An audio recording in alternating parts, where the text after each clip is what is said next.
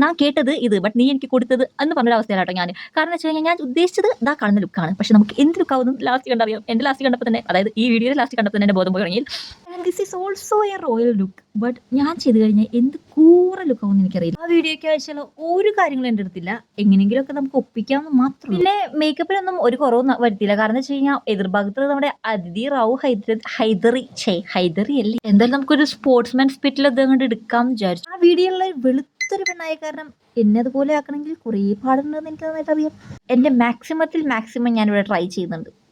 പക്ഷേ ഈ ലുക്കിൽ തീരെ മേക്കപ്പ് ഒന്നും ഇല്ല കേട്ടോ. അതിഥി റാവിന് മേക്കപ്പ് വേണ്ട, പക്ഷെ എനിക്കിവിടെ മേക്കപ്പിൻ്റെ അത്യാവശ്യമാണ്.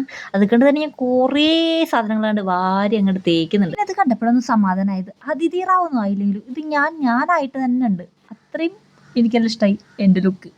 ഇനി നിങ്ങൾക്ക് ഇഷ്ടമായെങ്കിൽ ലൈക്ക് ചെയ്യുക, പ്ലീസ് സബ്സ്ക്രൈബ് ചെയ്യുക. പിന്നെ ഞാനത് കഴിഞ്ഞ് നഗവല്ലി കയറിയ പോലെ എന്തൊക്കെയോ കാട്ടിക്കൂട്ടുന്നുണ്ടായിരുന്നു കേട്ടോ. അപ്പോൾ